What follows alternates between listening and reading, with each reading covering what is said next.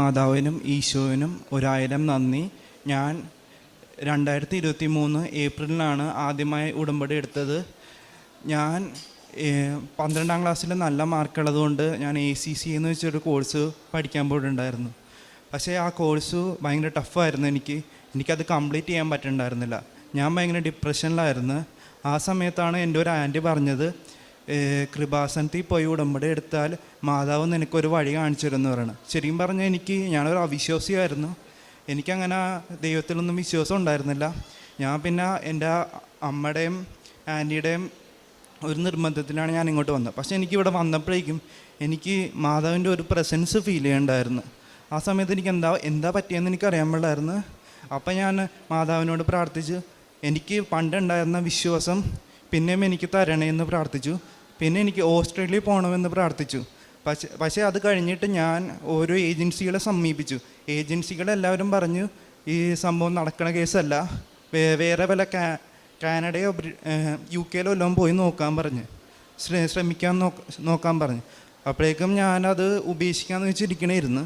അപ്പോഴേക്കും എൻ്റെ വീട്ടിൽ എൻ്റെ അമ്മൂമ്മയ്ക്ക് ദിവ്യകാരുണ്യം കൊടുക്കാനായിട്ട് അച്ഛൻ വന്ന സമയത്ത് തന്നെയാണ് എൻ്റെ പാസ്പോർട്ട് വീട്ടിൽ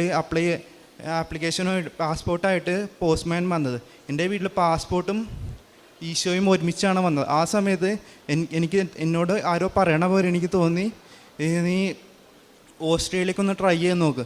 ശരിക്കും പറഞ്ഞ് എനിക്ക് 90% അവർ പറഞ്ഞ് എനിക്ക് കിട്ടാൻ ചാൻസ് ഇല്ലെന്നാണ് പറഞ്ഞത്. എന്നാലും ഞാൻ മാതാവിൻ്റെ പേരിലൊന്ന് ട്രൈ ചെയ്ത് നോക്കിയിട്ട് ഞാൻ കുറേ പരിശ്രമിച്ച് എന്നിട്ട് ഞാൻ കിട്ടുമെന്ന് ഒരു പ്രാർത്ഥനയിൽ ഇരിക്കണമായിരുന്നു. എനിക്ക് ഇന്നല്ല ഒരു ഇൻ്റർവ്യൂ കോൾ വന്നു. എന്ന് വെച്ചാൽ റോഡിൻ്റെ നടുവിലായിരുന്നു, നല്ല ശബ്ദമൊക്കെ ഉള്ള സമയത്താണ് അവർ കോൾ ചെയ്തത്. എനിക്കപ്പോൾ നന്നായിട്ട് പെർഫോം ചെയ്യാൻ പറ്റിയിട്ടുണ്ടായിരുന്നില്ല. കാരണം അവർ പറയണ ഭയങ്കര ശബ്ദം കുറഞ്ഞ രീതിയിലായിരുന്നു, ഭയങ്കര സ്ലോ ആയിരുന്നു. എനിക്കൊന്നും മനസ്സിലായില്ല. ഞാൻ എങ്ങനെയോ അത് പറഞ്ഞ് ഒപ്പിച്ചാണ് ഞാൻ ഇൻ്റർവ്യൂ കംപ്ലീറ്റ് ചെയ്തത്. അത് കഴിഞ്ഞിട്ട് എനിക്ക് ടെൻഷനായി. എന്നിട്ട് ഞാൻ പള്ളിയിൽ പോയി പ്രാർത്ഥിച്ചു. പള്ളിയിൽ പോയപ്പോൾ എന്നോട് പറഞ്ഞ് എനിക്ക് സംഭവം കിട്ടുമെന്ന്. പക്ഷേ ഞാൻ ഇൻ്റർവ്യൂ ഒക്കെ ഭയങ്കര മോശമായിട്ടാണ് പെർഫോം ചെയ്തത്. അപ്പോൾ ഇൻ്റർവ്യൂ ഭയങ്കര മോശമായിട്ട് പെർഫോം ചെയ്തു. പക്ഷേ പള്ളിയിൽ പോയിട്ട് എനിക്ക് കിട്ടുമെന്ന് പറഞ്ഞ് പിന്നെ ഞാൻ ഇതിനെക്കുറിച്ചല്ല പ്രാർത്ഥിച്ചത്, ഞാനൊരു വിശ്വാസ പ്രമാണം ചൊല്ലി. അത് കഴിഞ്ഞ് ഞാൻ പള്ളിയിൽ നിന്ന് ഇറങ്ങിയപ്പോഴേക്കും എൻ്റെ ഫോണിലൊരു മെസ്സേജ് വന്നിട്ടുണ്ടായിരുന്നു, എൻ്റെ വിസ കിട്ടിയെന്നും പറഞ്ഞ്. അപ്പം എനിക്ക് ഭയങ്കര സന്തോഷമായി. പിന്നെ ഞാൻ കൃപാസനത്തിൽ ഉടമ്പടി എടുത്തു കഴിഞ്ഞിട്ട് ഞാൻ എല്ലാ ദിവസവും പറ്റുന്ന ദിവസങ്ങളെല്ലാം പള്ളിയിൽ പോയിരുന്നു. ചില ദിവസങ്ങളിൽ എൻ്റെ അവിടെ അടുത്തുള്ള പള്ളികളിൽ കുർബാന ഉണ്ടായിരുന്നില്ല.